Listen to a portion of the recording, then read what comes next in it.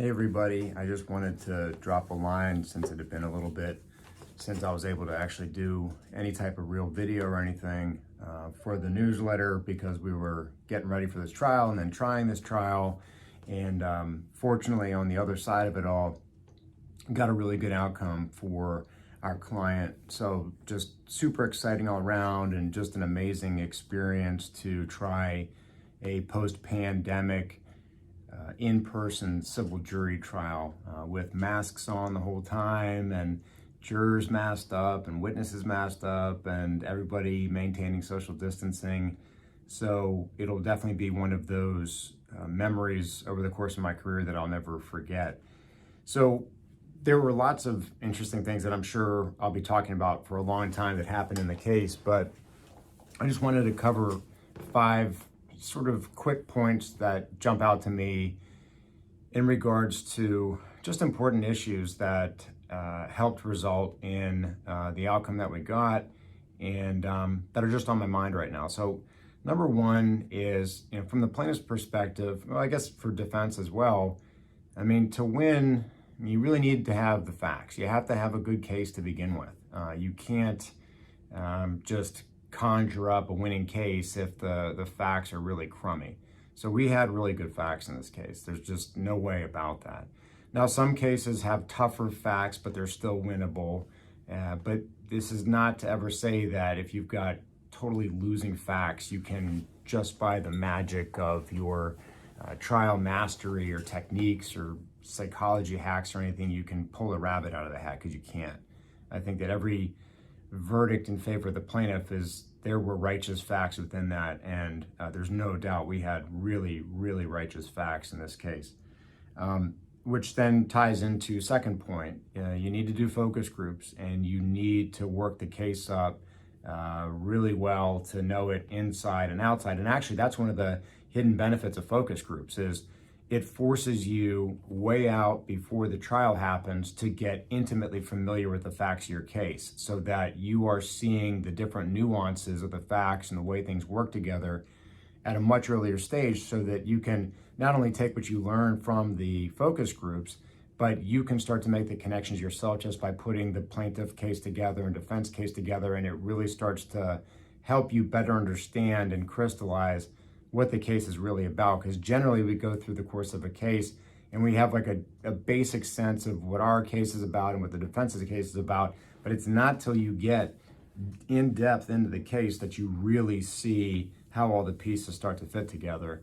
And then of course you always get some great insights from focus groups. For example, in this one, the defense was arguing that our client had oxycodone in his system and he'd been prescribed that, but that accelerated his cardiac arrest, and sort of explained why the lack of medical care was justifiable, because basically there wasn't enough time.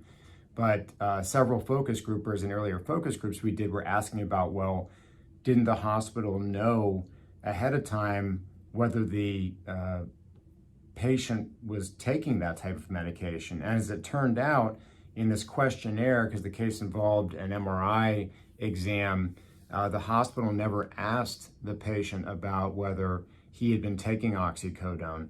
And then we went a little bit deeper and realized that his PCP was in the same hospital system, so that if they had wanted to know, they could have known. And it ultimately became, the issue was, the defense was making a big deal about that, but we knew that if we just inserted a few facts that they never asked before the study, they never looked at his medical records within their own system to see that he was oxycodone, and if that was really an important issue, then hospital, you should have asked and known about that ahead of time. So we were able to sort of flip their argument by things that we learned from the focus group. Number 3, this case crystallized, in my mind, the absolute importance of trying a case as a team, and that the team effort makes such a big difference. I had Greg in this case, but we also had staff that helped us work this up. Jerry did so much of the investigation and depositions leading up to it, and then just Greg and I together, rather than whether it was me by myself or it was Greg by himself trying the case, trying it together as a team was so much better on so many levels. My stress factor, my anxiety level was way, way down, because Greg was handling so much of the case and I was handling my part of the case. I think back to a case I tried by myself a year ago, super simple slip and fall case, and I tried it by myself just because I thought it was too simple. I didn't want to burden anybody else, and it was the most stressful case for me. I just remember feeling so much anxiety and so stressed out about just all the different pieces of it. And this case was much more complicated and a much larger trial, and I felt nowhere near the stress and anxiety as I had from an earlier trial that I tried to do by myself. So, anytime you're trying a case, if you can, do it as a team. I mean, Greg and I, for example, we would riff examinations with each other. So when we had a cross-exam of, say, a defense expert or one of the defense witnesses, we would role play. Whoever was doing the exam would question the other one, and the other person would be a really difficult witness. And it was tremendously helpful to streamline your exam, but also be prepared for what a crafty witness on the other side might come up with.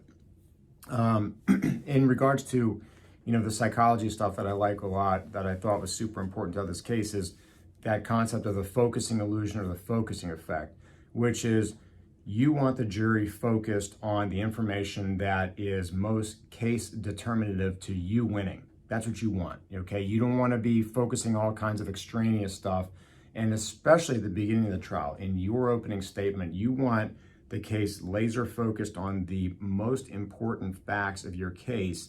And then over the course of the trial, you want to constantly bring things back to, yeah, but, and refocus on your information. And the short of it is you don't want to try the other side's case. Yes, you need to undermine quickly and succinctly and address the issues that they may be raising in their arguments, but you want the focus on your case. And again, I think back to that Joe Freed thing. How could the defense be 100% right with everything they're saying and we still win? And that part about where you still win, that's what the focusing effect is, and that's what you want to make sure that your case stays focused on the whole time. And then last is, I just love Rick Friedman's book on becoming a trial lawyer. To me, it is the best trial book that's ever been written. And it's a book that I go back to and I refer to always during trial and lead up to trial to get in the right mind state. And there are just so many gems in the course of that book. And one of many that jumped out to me in this trial that I want to share is that Rick has a whole chapter about your client doesn't have to be likable. You don't have to be likable to win the case. And the short of it is, what he boils it all down to is that trials are not popularity contests. They are reliability contests. And that is just an absolutely huge issue to keep in mind. These jurors, they may like you, they may not like you. They may like the defense, they may not like the defense as people or how they seem or what they look like. But at the end of the day, they know they have a job to do.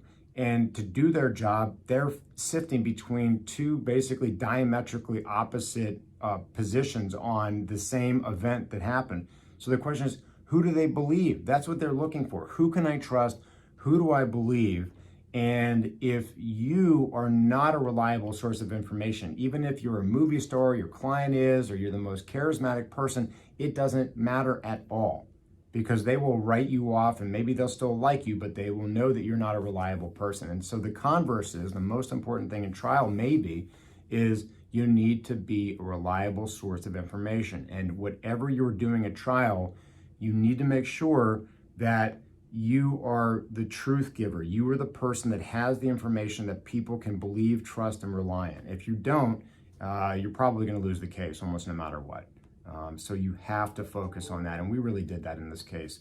So there was a ton of other things that came out of this, but those were some of the key ones, and it's good to be done with trial and get back to the usual rigmarole, and I hope to see all of you soon. I hope everyone's doing well.